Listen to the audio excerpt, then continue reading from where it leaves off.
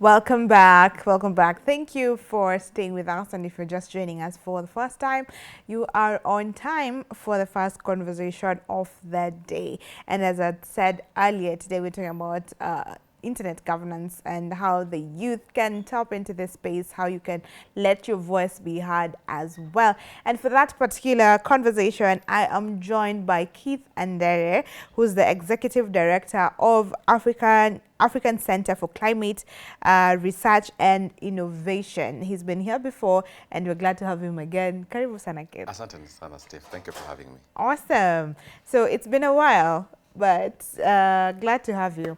Tell us what you do.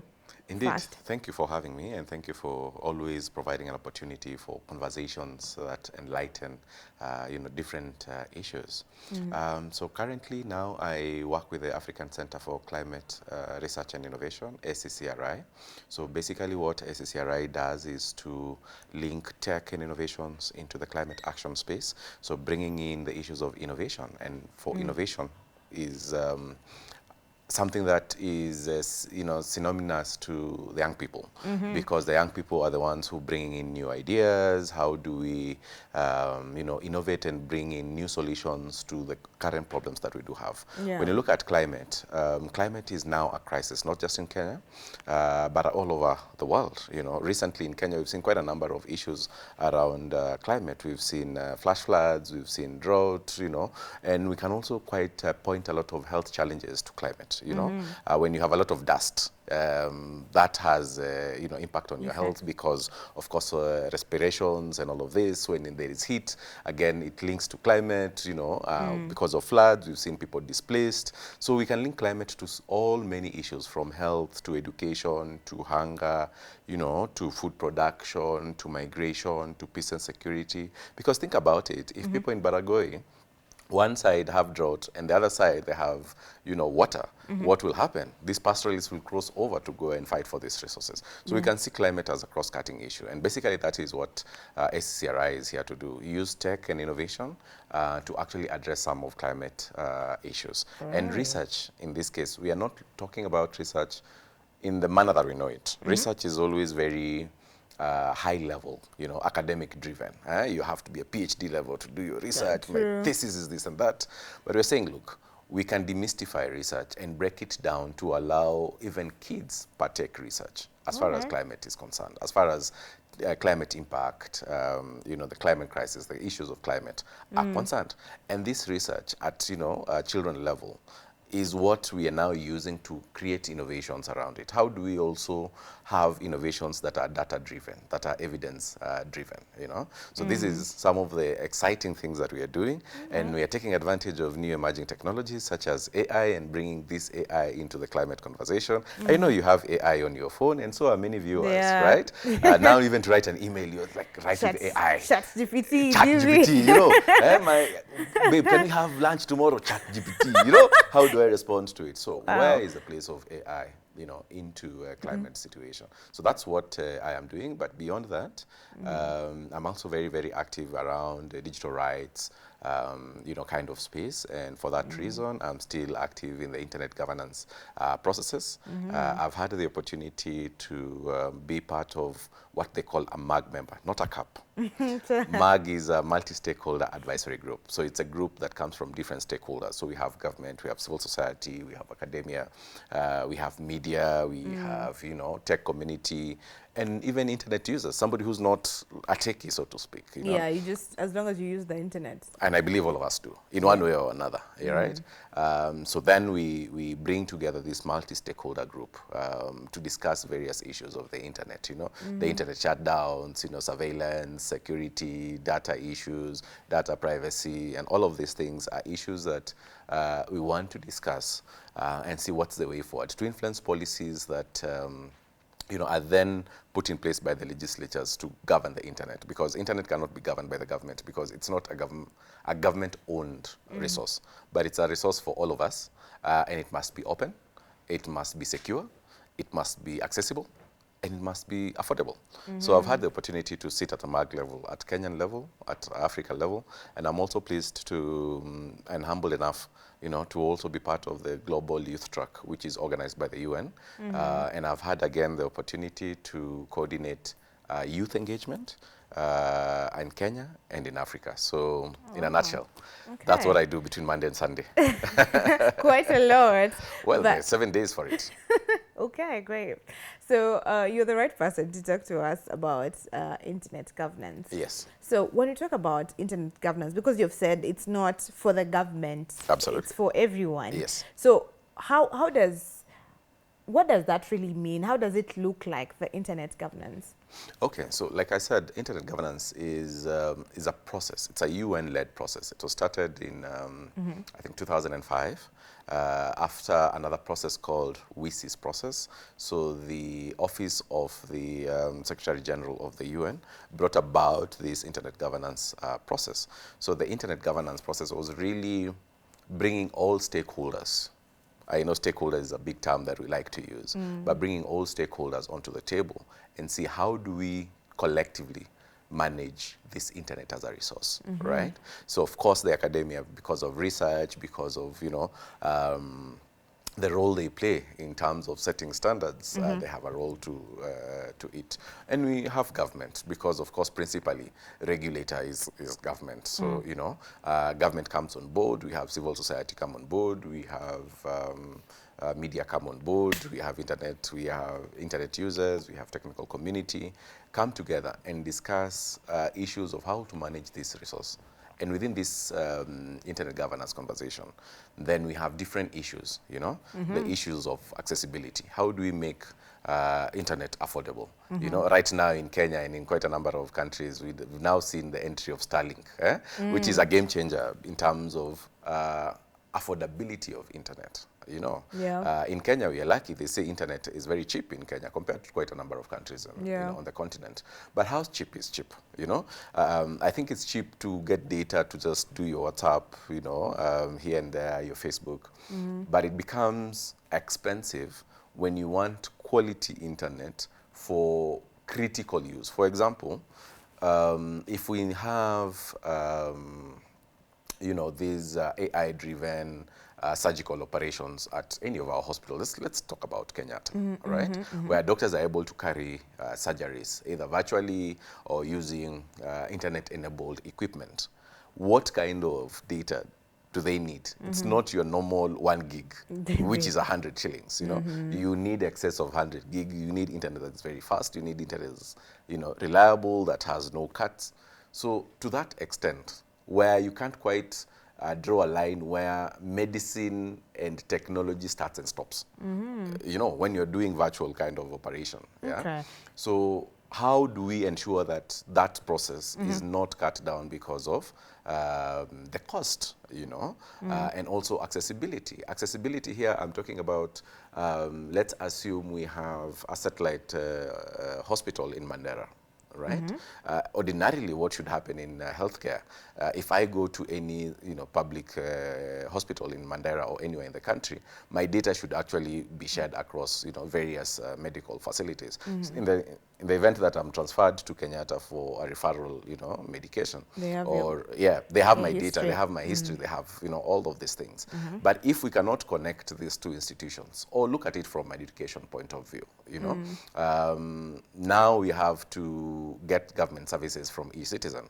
So that means that if I need to renew my driving license, I have to go to eCitizen. It's very easy because we are in Nairobi, you know.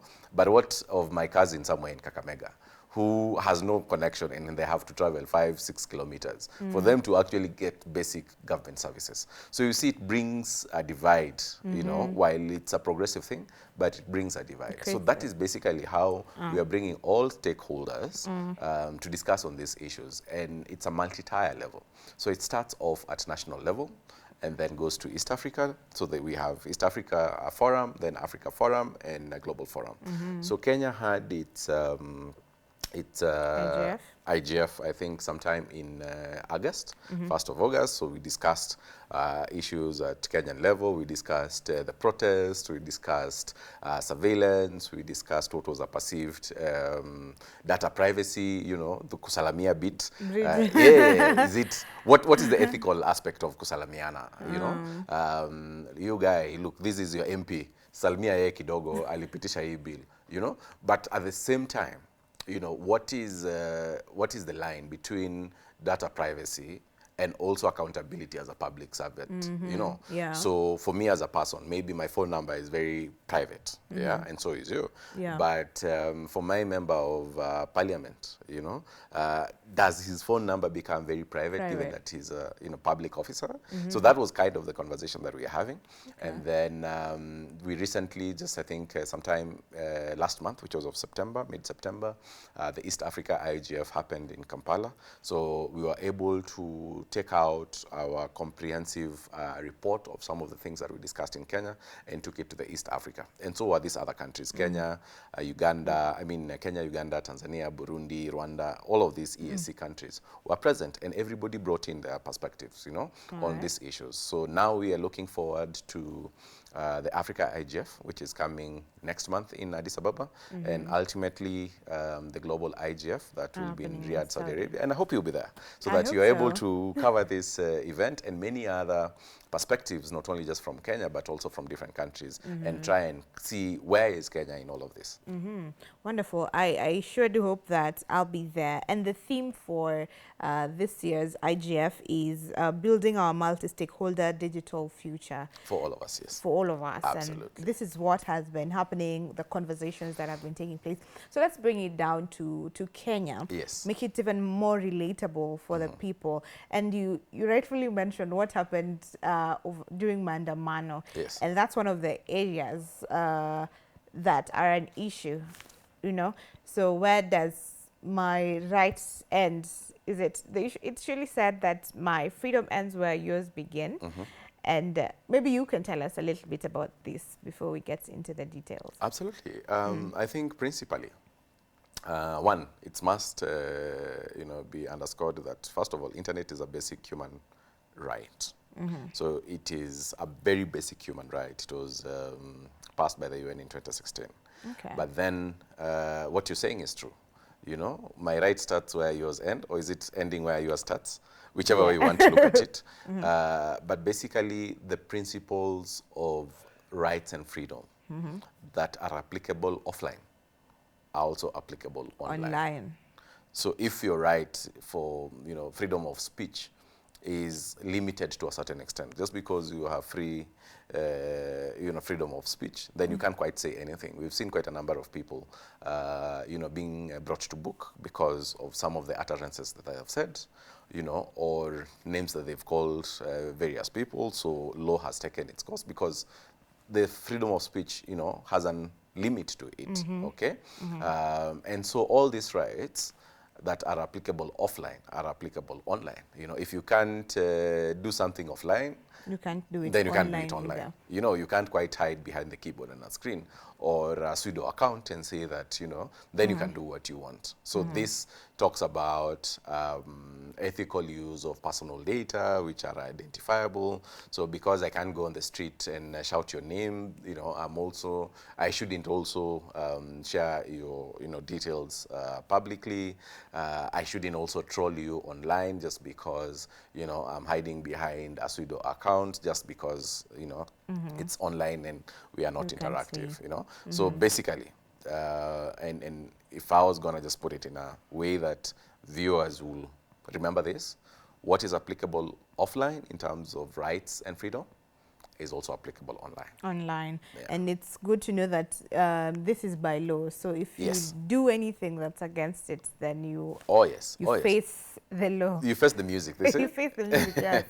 All right. So now, what's happening with our freedom? You know, yesterday, it's one of the stories that has really made news of a blogger, you know, who came out and spoke about the governor of Mombasa. Yes. And it's alleged that the governor sent people and he has been molested, sodomized, and all that. Very sad. Very, yeah, This very, shouldn't be very happening, sad. not in 2024. Yeah, not when we're talking about a democratic country. Absolutely. You know, we can't be talking about this. So how does this happen, and what needs to be done in such a scenario to ensure that we are not limited? You know, our freedom of speech is still there. Yeah, I think this is a very, very grievous issue. Yeah, I hope that the investigating authorities will actually take their time and follow this through. And from where I sit, is it easy to bring the criminals to book? Yes.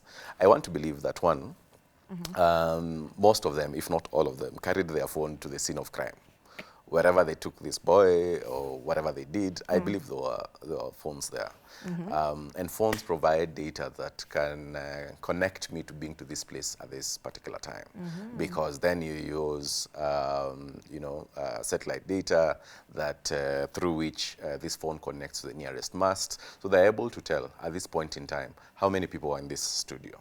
So if they know where the incident happened, I believe that the investigating authority can actually map out who was around, there and at what time, and who they spoke to, so they are able to, work backwards. But we've seen powerful people, circumvent justice, either because of their influence or because of their power. And so I hope that this will not be, one of those cases where it just fiddles out. And, today we will probably be talking about some impeachment that is happening somewhere, and we forget, this critical issue. Yeah. But I think we are all covered by law in the sense that if I have erred in what I have done, either by my blog post, if I'm a blogger, or by just my social media tweet, or whatever thing it is, I believe that there's law process that can be followed. This person could have sued the blogger for defamation. Exactly. They could have taken this process to court. This person would have been booked. Evidence would have been taken. But we've seen, also the investigating authorities also misuse some of the laws that we have. For example, we have the Computer Misuse and Cybercrime Act, right? Where the police and the DCI have used this or misused this, as the law is, to bring different people who are perceived not to be, in their team. If I was, to just put it that way, either to harass them or, to do whatever it is. I think we recently remember the case of Maverick Aoko. Yes. Who was taken around different DCI stations, and all her Twitter printed out in a booklet. You talked this about this, you talked that about the other, and she was detained incommunicado for a few days. But this is not how really it should be. I believe that despite and in spite the kind and the nature of the crime that we do have, whether it's online kind of crime or offline, right? The same law principalities should actually apply. We have quite a number of laws, the Computer Misuse and Cybercrime Act, which in my view was supposed to deal with issues of cybercrime and cyber safety, But also we have the Data Protection Act, of 2019, which now has set up the Office of the Data Commissioner, So how do we use such legal mechanisms, to curb out any issues that might arise from the digital use, from the digital platforms and so on. But what we see in Kenya is not really adherence to the law. So people are using their proximity to power or their influence to circumvent and come back and bring out people who they feel that they're not seeing eye to eye, So I hope that I will not do that to you when we, fight and banter on social media, So yeah, this is really, really, really sad to see that this is happening. Truly sad. So the ideal should be that even if I am wrong as a blogger, even if I've defamed you as a blogger, then take the right course of the law. let justice take its course. Absolutely. Do not Absolutely. abduct me. Do not do harm to me because I've written against you. Absolutely. All right, Absolutely. because Yeah. no one is above the law at the end of the day. Now, when we're talking about cyber crimes, Yes. it's been an issue that has been talked over and over the years. Mm-hmm. So why are things not changing? Why is it not getting, or is it getting any better? Like any other kind of crime, cybercrime is evolving Evolving every day time. in, day out. We may be all familiar with what used to be referred to as Yahoo Boys. Uh, I don't want to say they came from Nigeria, but let me just say, they came from West Africa. Yeah. And the kind of crime that they started doing, I think this started sometime in early 2000.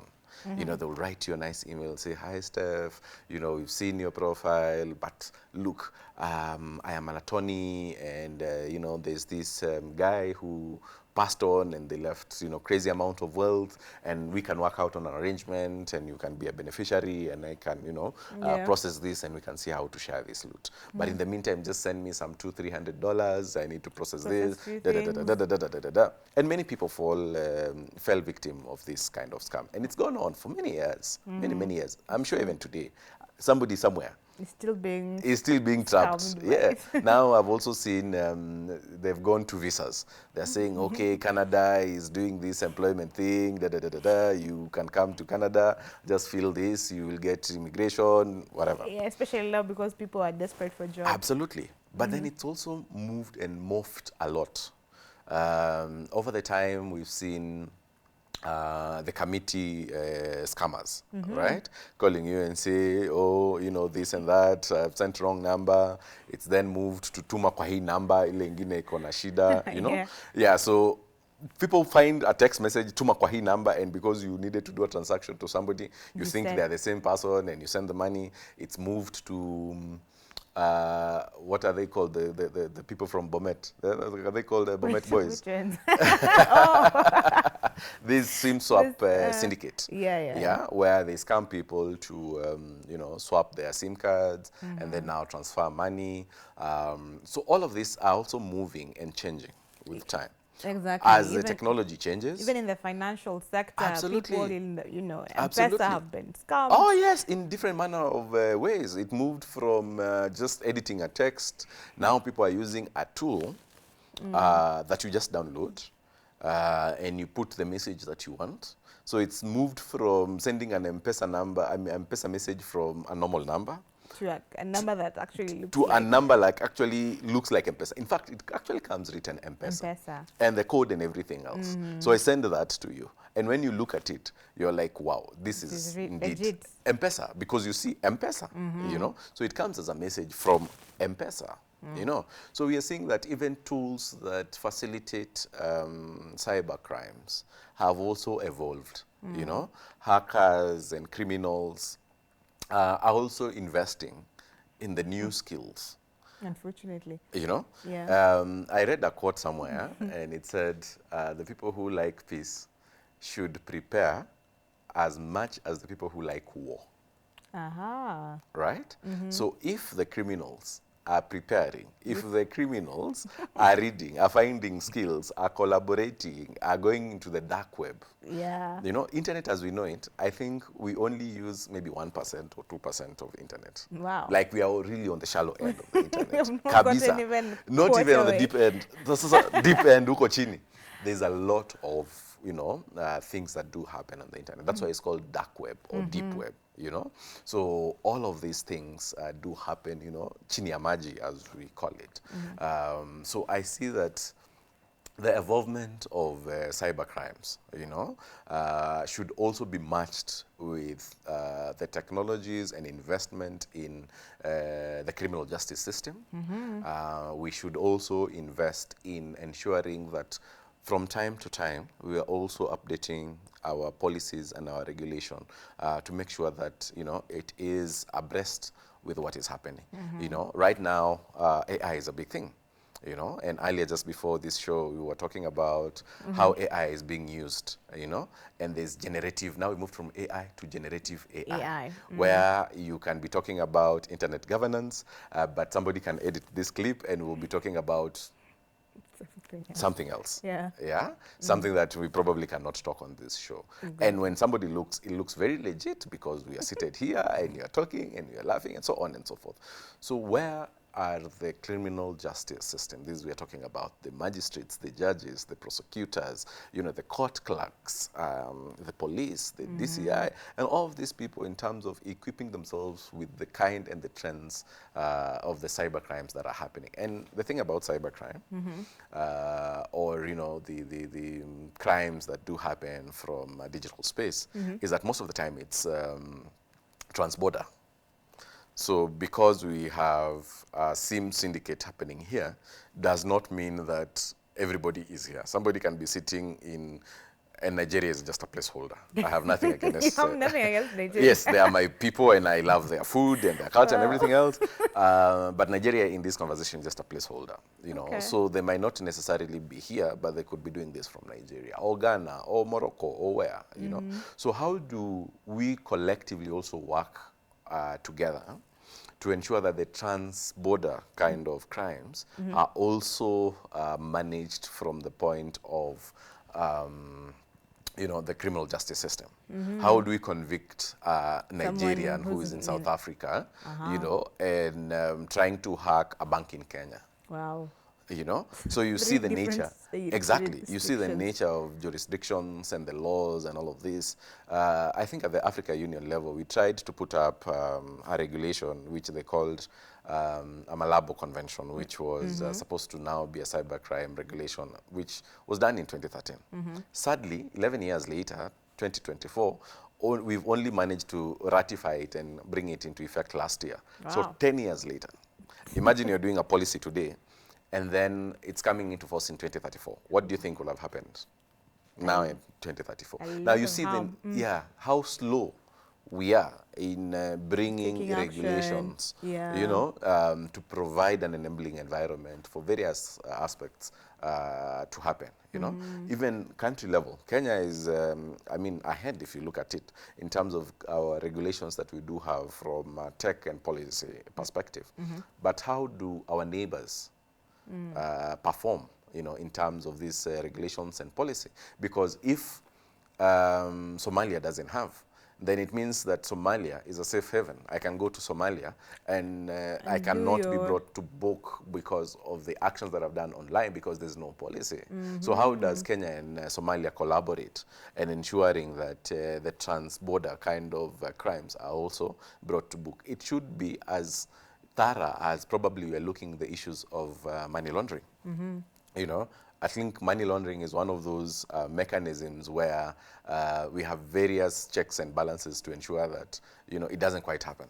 If you are to withdraw money, then it has to be within certain limit, and so on. If you are to deposit money, then you have to justify. If you are to travel, you have to, move with certain amount of money and so on and so forth. So in retrospect, how are we looking at tech from that point in view, without necessarily stifling use of tech itself, but also providing an opportunity, but making sure, like I said, we are all safe online. Okay, I think that's wonderful enough. If we have that in place, if Africa comes together, so with that, the Malabo Convention, yes. So at least that's in effect. Yes, that is in effect, but I think what that needs to be done, it needs to be updated because it was a document that was drafted 10 years ago. I think also beyond Africa level and Kenyan level, it's an opportunity to look at it from a regional point of view, and the regional point of view here I'm talking about EAC, SADC, COMESA, and so on. So can we have a framework as EAC that actually provides cooperation within the EAC states? How do we harmonize these laws and regulations as far as data privacy is concerned, as far as cybercrime is concerned, as far as AI probably is concerned, and emerging technologies, not just AI, so that at EAC as a block, because it's a block for movement of people, it's a block for trade, it's a block for cooperation, then we are able to move together. That Uganda and Kenya, are ordinarily at the same level of, policy framework or policy environment, that can not only spur growth, you know, but also ensure that we are safe and secure.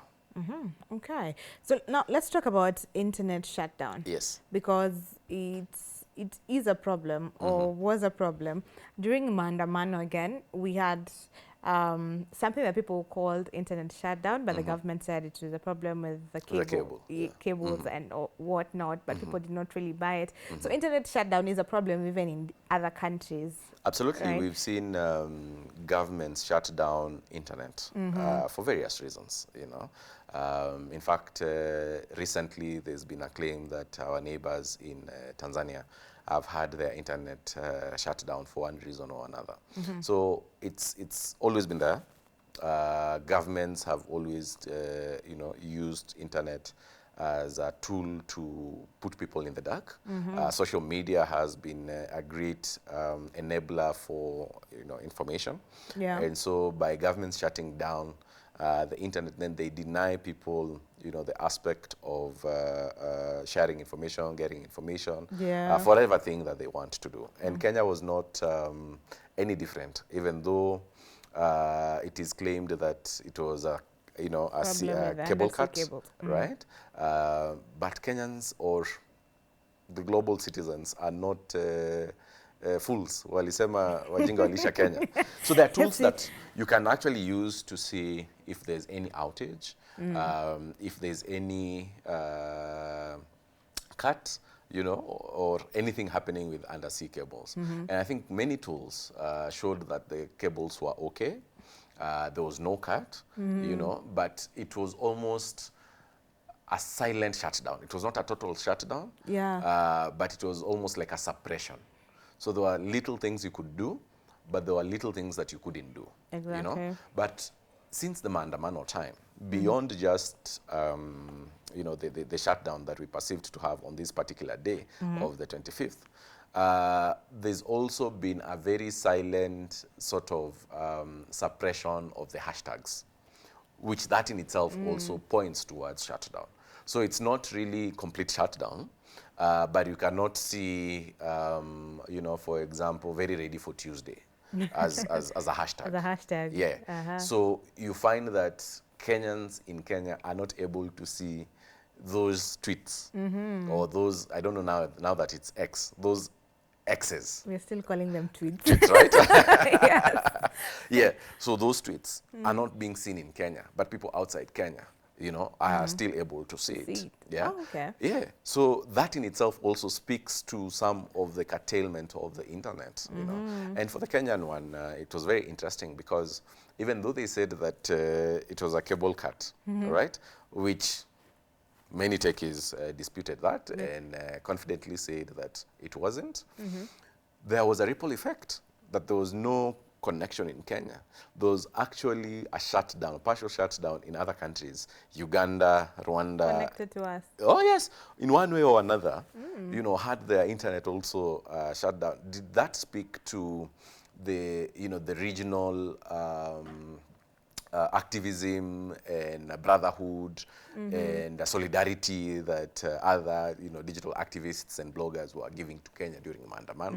Maybe your guess is as good as mine, you know? Or did they want to make it a regional thing and not just a Kenyan thing? Again, your guess is as good as mine. But we are also seeing that this is a trend that could possibly happen, you know, elsewhere.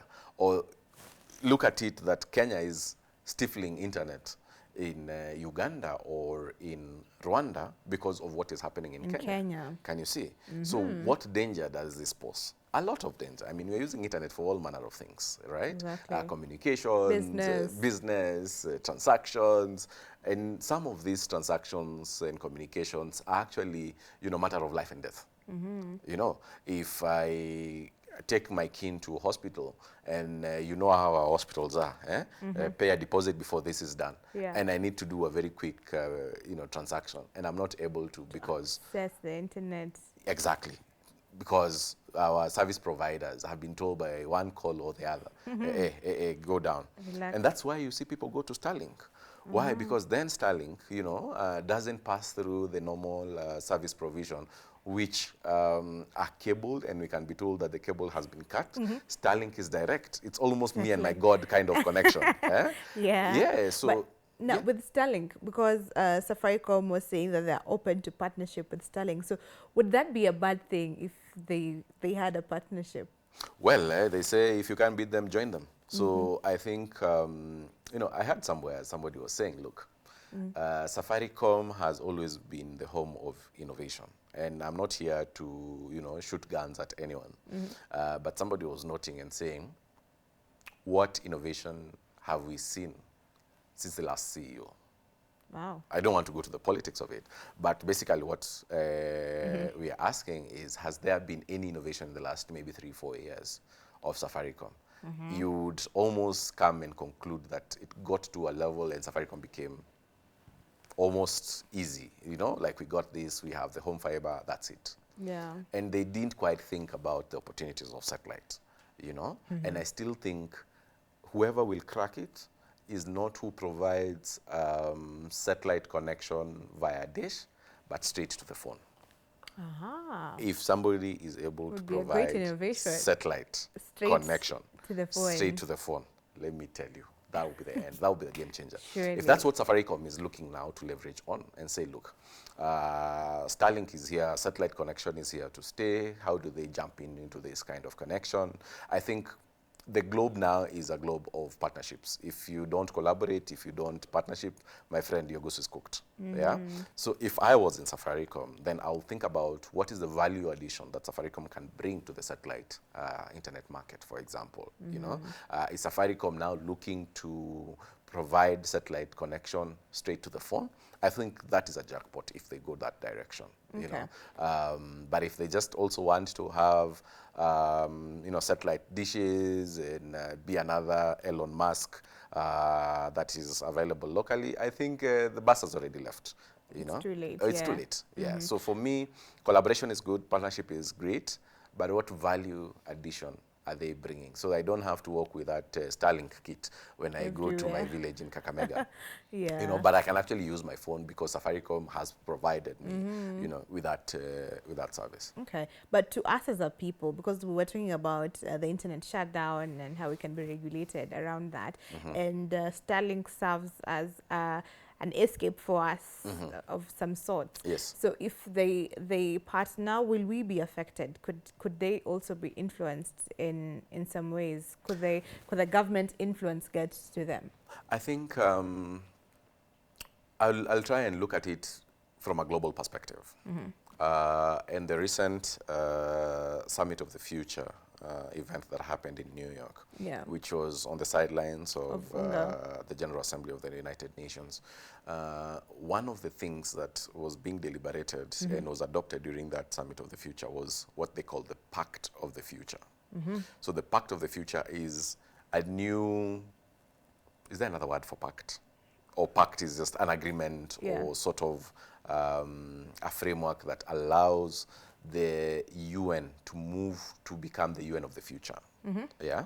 So they're looking at different things that, are possibilities to manage multilateralism for the future.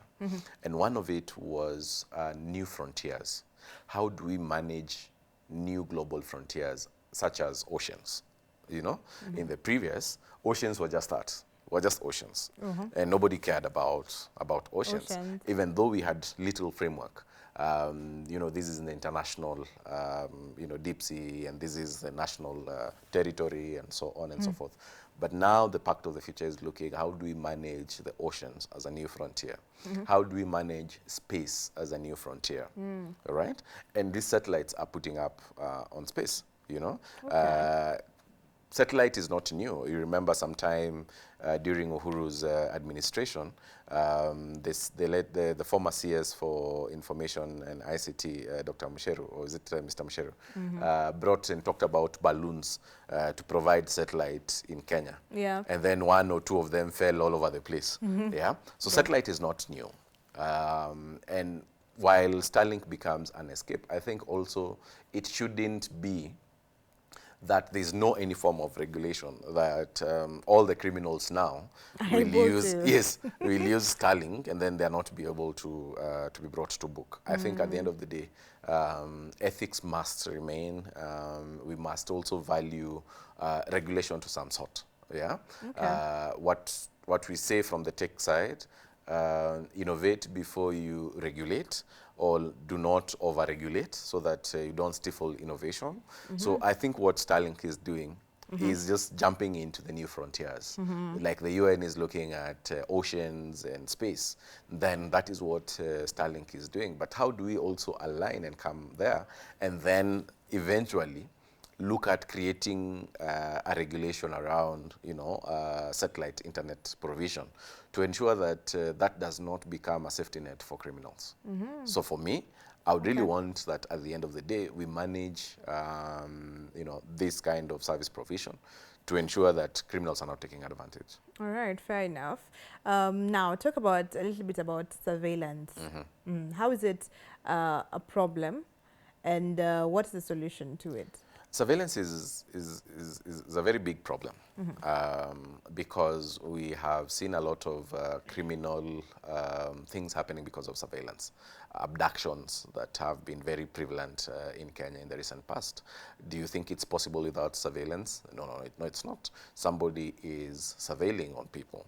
They know where you are, they know who you've been talking to, they are using certain surveillance tools, be it to track your phone, they know where you possibly are, so they can tell every night between 10 and 3 a.m. The phone is usually somewhere around here, so they're able to come for you at 2 a.m.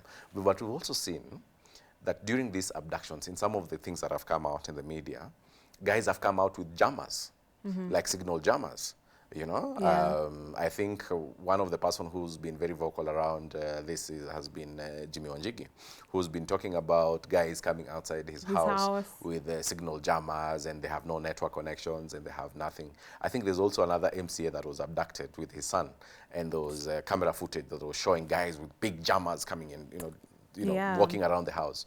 What does this mean? It means that somebody had surveilled on them, they knew where they were, and they also brought signal jammers to ensure that these people They don't do call out not for help. communicate, They because do not communicate. people are saying on Twitter, you'd run to Twitter and say, there are Guys, they're outside coming my for home. me. Guys are Yeah. outside my home, before they break in, then, So now they're coming with signal jammers. There will be no internet, there will be no phone connection, there will be Nothing. nothing. You will basically be in the darkness, And so guys are able to do whatever they want to do. If then that ends up as a quarry victim, or, the many people who have gone missing and we haven't found them, or whatever. This surveillance is actually there, I think to some certain extent the government do surveil, whether it is a matter of national security or it's a matter of political interest. Again, that's neither here or there.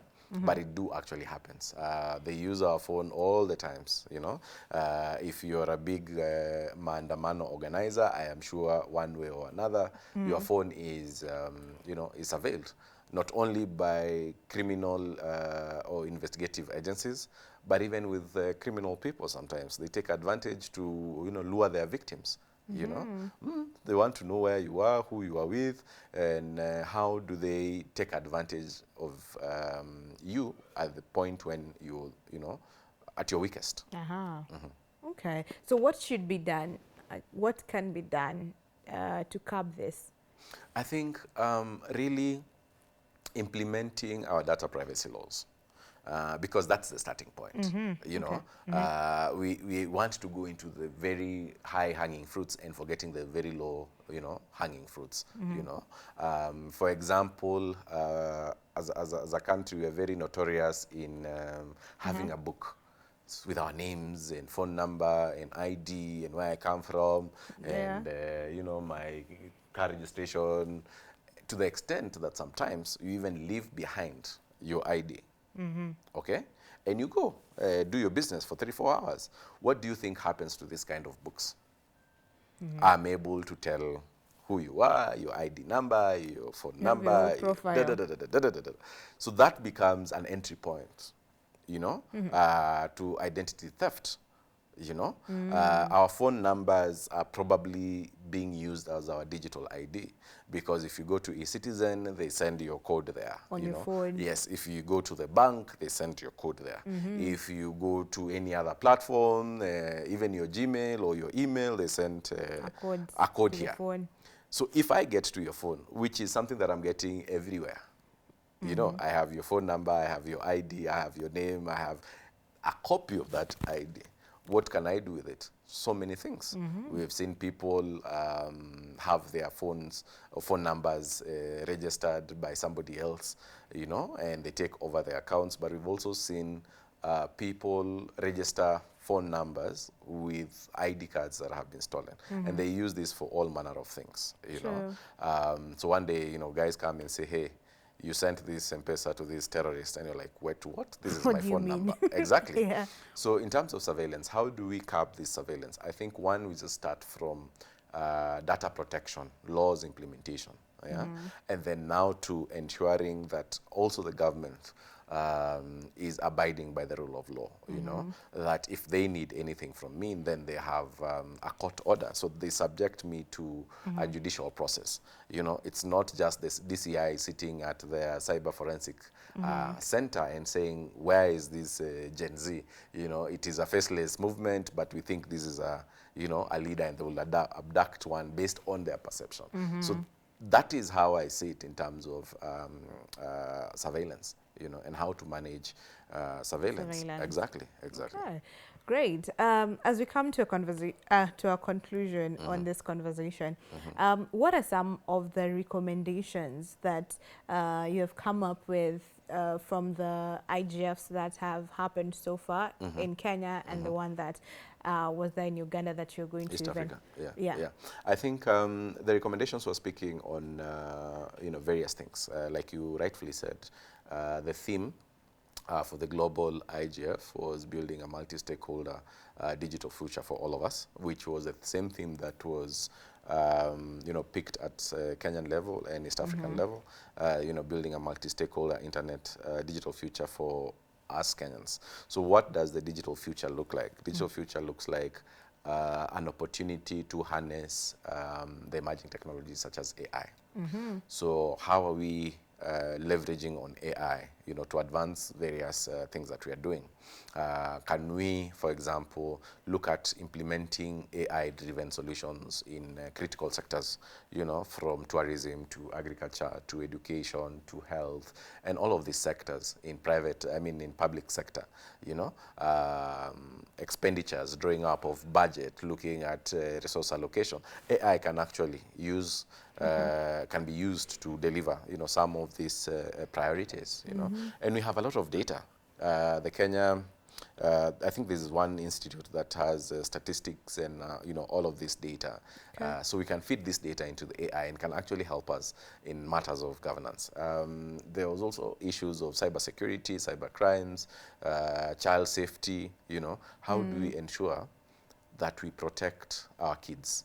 You know, and Kenya, I think the DCI has something on the Children Protection Act, and also the Communication Authority are working very, very closely in ensuring that kids are protected. So, you know, having mechanisms that even protect kids. Digital inclusion. How do we also, as we move forward, ensure that people living with disability, for example, are not left behind, you know? It cannot be that it's a digital future, yet we are leaving the many people who are, you know, still not connected. You'll be surprised, Steph, that out of now, they say the world is almost, what, 8 billion? And they say 50% of them are not connected. So it means that 4 billion people are still not connected to the internet. Do you know majority of those not connected are in Africa? I know. Yeah, you know? Unfortunately, yes. That speaks to our grandmothers and our cousins and our friends back in the villages who are still using the feature phones, you know? So how do we look at internet as a resource for their benefit? And we can look at it from a different dimensions. Number one is taxation. Yeah, smartphones are taxed because they are perceived to be devices of luxurious nature. So computers and phones are subjected to higher tax because they are quote unquote luxurious devices. Yet they are the same devices that you need to use to access a basic human right. Then it becomes an oxymoron. So one of the recommendations has always been, let us look at our taxation to digital equipments, to ensure that now people get access to use the tool that then provides you, with that resource, which is the internet, right? And then now too, we talk about the issues of costs and affordability, yeah?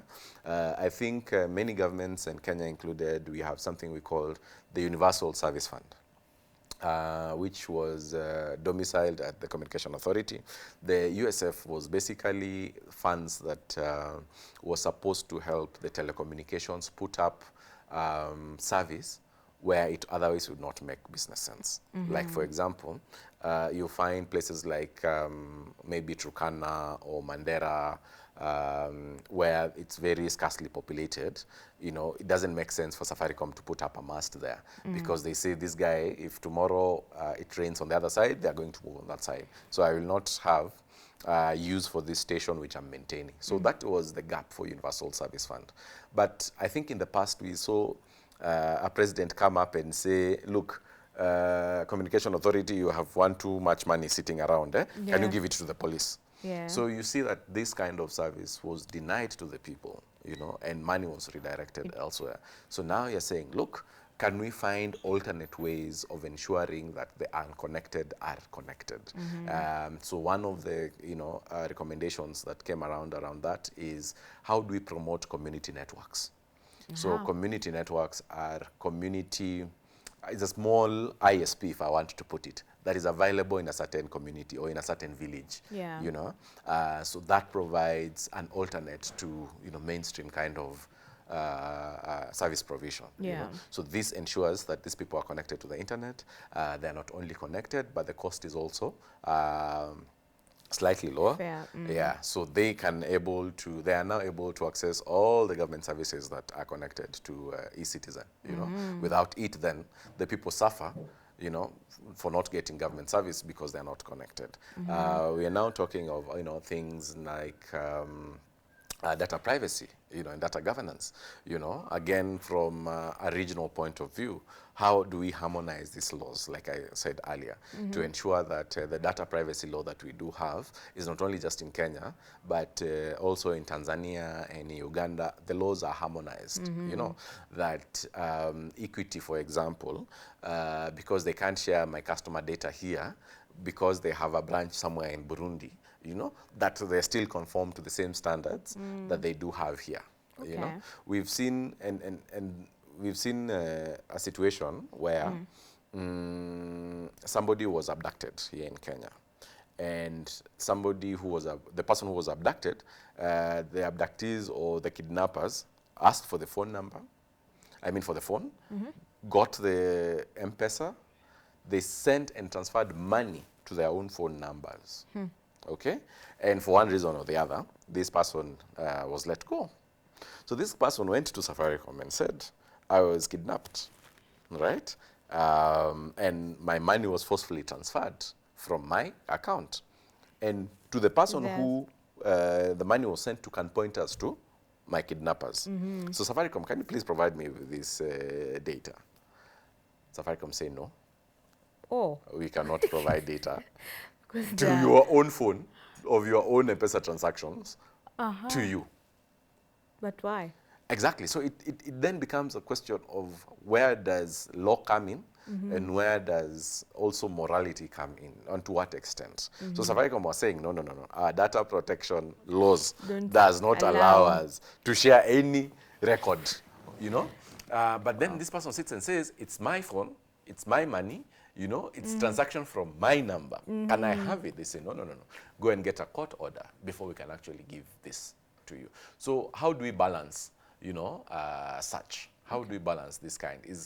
Is one of the things that can allow us to look at the digital future. And this can only happen if everybody's all on deck, And so as we look at the Africa IGF and the global IGF, I think it will be prudent to see more government officials come to this for us, because I think that's where we lack a lot of government engagements. I think in Kenya, we see quite a number of government representatives, but beyond Kenya, we also don't see our Kenyan government sending delegations, for this fora. But what this fora provide is also allow us to look at the regional and the global issues and perspective and see where are the gaps, where are we as a nation compared to the region, how do we align, how do we also benchmark this and provide support to other countries that are also coming up, but also learn from those that are coming along. Of us. Yeah. So there are quite a number of recommendations that came out from Kenya in terms of ensuring that the issues of affordability, accessibility of the internet, security and safety of the internet. So basically, those are the areas that we are looking around making it a digital future. One that is secure, one that is safe, one that is accessible, and one that is also affordable. Yeah. Okay, great stuff. Now, how can the youth plug in to such discussions and have their voice heard? Wow, I like this kind of question because I've spent about 8 years of my life working within the youth space. And so I'm very passionate about providing opportunity for young people to various decision-making processes, not just within the internet, but various decision-making processes. Yeah. And so the IGF, specifically now that we're talking about the Internet Governance Forum, has a mechanism for youth engagement within it. And for example, like I said, I do coordinate the Kenya Youth IGF process. So the Kenya Youth IGF process is a youth-led initiative within the larger Kenya IGF process. We were very deliberate to starting a youth process because we all cannot be in the same room. Yeah. We want the voices of the youth to be heard. But what is the difference between voice and noise? Voice means that we must speak the same thing. Okay. All right? Noise means everybody is saying whatever they want. So for us to change from noise to voice means that we must organize ourselves. All right? Then once we've organized ourselves, then we can prioritize our issues. And then that is the only way we come out with our voice. Yeah. So the Youth IGF provides a space for young people to coalesce, deliberate about their issues, and then now, once they've deliberated about their issues, they can present these issues as a voice. Otherwise, it will be noise. Yeah. Okay. And we've also created the same platform in East Africa. I was happy and honored to again found the Africa Youth IGF sometime in 2019. And it's the same thing we're also doing at the UN level from the youth track, where I'm also one of the coordinators. So how can young people plug in? I think at this point in time, they can go to kigf.or.ke. There's a youth IGF section there. They can read about what we've been able to do. Else, I'm also happy to connect with them. If you allow me, I don't give my numbers publicly, but after the show, I will, so that they can reach out and I can connect and plug them in. I think it's a fantastic opportunity for young people to come out of their spaces and coalesce around these decision-making processes, And it doesn't matter. You don't have to be a techie. It will be interesting to find a geologist sitting in this kind of space, or even finding a farmer, or, an accountant. An accountant, yeah. Come and say, look, whenever I tweet, somebody, trolls me, I don't like this. Yeah. And everybody else can then look at that from that point of view. So the issues of internet governance, I think the name governance makes it look like it's a government of its own. Like I must be of government, or I must come from government for me to be able to talk about this internet governance issue. But look, you of media are now talking about it. About it here, and we are trying to break it down in a manner that as viewers, listen and watch this show, are able to understand despite, their background or what they are doing. So there's a lot of opportunities, and not just in the internet, even in climate, even in different advocacy processes, there's a lot of opportunities for young people to plug in, Okay. I say that we either get to the top or the top comes down to us. So the only way for the top to come down to us is if we organize. Okay.